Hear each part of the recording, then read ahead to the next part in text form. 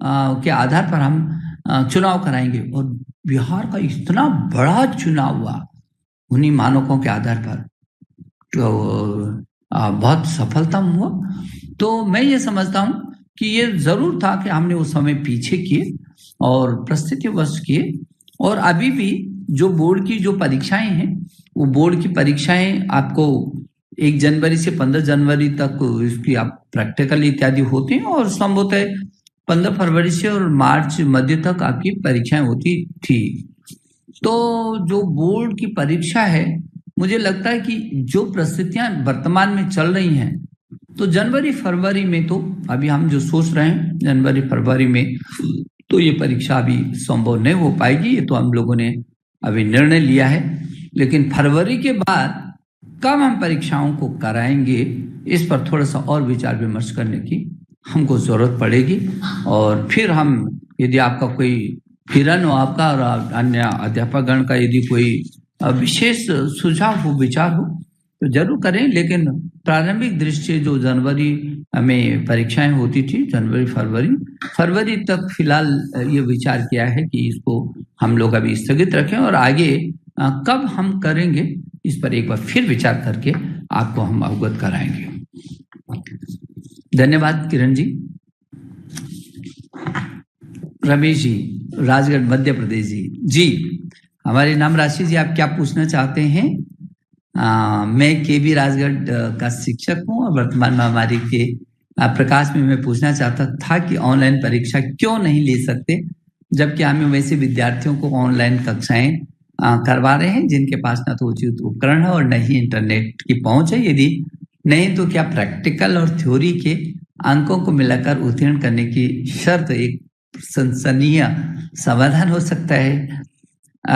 रमेश जी, आपने चिंता तो बिल्कुल जायज की है कि वही बात आ गई कि जब हम ऑनलाइन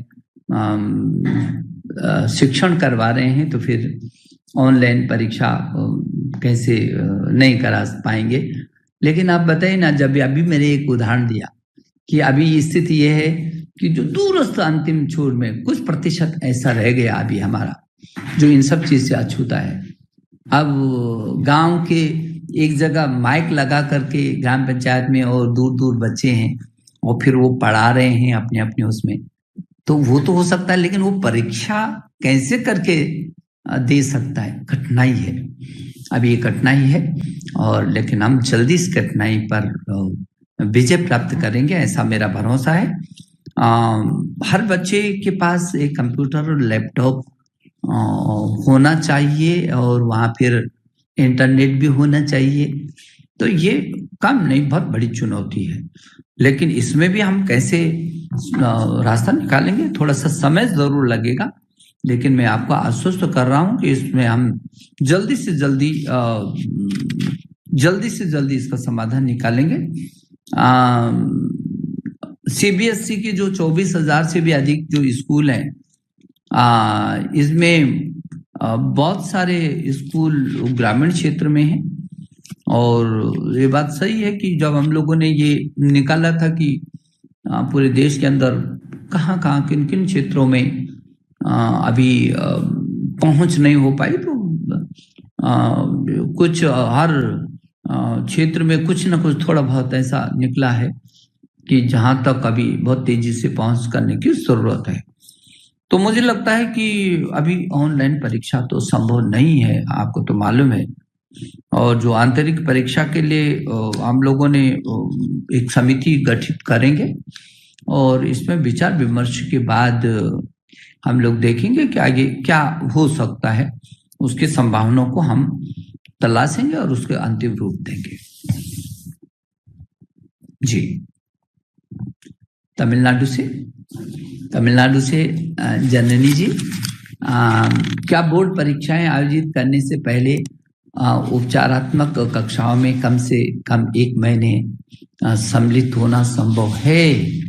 क्या हम उचित अभ्यास प्रदान करने के लिए पेन पेपर ऑफलाइन बोर्ड में स्कूल स्तर पर दूसरा प्री बोर्ड आयोजित कर सकते हैं? मुझे लगता है कि प्री बोर्ड एग्जाम कि जहाँ तक आपने चर्चा की है, और पहले तो मैं कहना चाहूँगा कि तमिलनाडु ने काफ़ी अच्छा शिक्षा के क्षेत्र में आप लोगों ने काम किया है। और अब जब हमने जनवरी की जगह जनवरी फरवरी अभी हम लोग नहीं कर रहे हैं, तो ये उसको इतना अवसर ही तो मिल रहा है। तो वो 1 महीने जो आप चर्चा कर रही हैं कि 1 महीना अच्छा होता कि 1 महीना यूँ करके मिल जाता, तो मुझे लगता है कि 1 महीने नहीं, उसको 2 महीने मिल रहे हैं, उस दृष्टि से देखा जाए तो। अब आगे अभी फरवरी में तो हम कर नहीं रहे हैं अभी परीक्षाओं को, उसके बाद ही करेंगे, और कब करेंगे उसके लिए हम लोग विचार-विमर्श करके तिथियों को तय करेंगे। तो मुझे लगता है कि उस जो आपकी चिंता है उसका समाधान इसमें हो जाएगा, कि जो 1 महीने का जो आप कहते हैं प्री बोर्ड वाला, तो इसमें निश्चित रूप में आपका समाधान हो जाएगा, और छात्र अच्छे से तैयारी कर लेगा। हाँ, केरला से अविनाश जी कहते हैं, सर छात्र लगातार और अधिक सिलेबस कम करने के लिए कह रहे हैं, क्या सिलेबस में और कमी आएगी? यदि नहीं तो क्या हम प्रश्न पत्र में तारांकित विकल्पों को बढ़ा सकते हैं? मुझे लगता है कि देखिए 30% तो सीबीएसई ने अपना उसको सिलेबस कम किया है, और अभी मैं देख रहा था कि महाराष्ट्र सरकार ने भी 25% तक कम किया, और उत्तर प्रदेश सरकार ने भी लगभग 30% तक की उसमें संशोधन करके कटौती की है। तो और वैसे भी जब आप अविनाश जी आप कह रहे हैं, तो आपको तो मालूम है कि जब भी बोर्ड के एग्जाम होते हैं तो 33% का जो है आंतरिक विकल्प उसमें रहता है, तो उसका प्राविधान है। आपने देखा होगा सीबीएसई की वेबसाइट में आप जाएंगे तो आपको इस सारी चीजें देखने को मिल जाएंगी। तो जो आपकी चिंता है, मुझे लगता है कि ऑलरेडी ये हो ही चुका है। आंतरिक विकल्प पे उसको 33% का प्राविधान है, और सीबीएसई ने 30% अपना ऑलरेडी जो है जो पाठ्यक्रम है वो इन परिस्थितियों में, कोविड की परिस्थितियों में उसको कम किया, और परिस्थिति जन्य और राज्य भी अपने तरीके से उसको कम कर रहे हैं। तो मुझे भरोसा है कि इन परिस्थितियों के चलते और राज्य भी अपना अपना निर्णय लेंगे।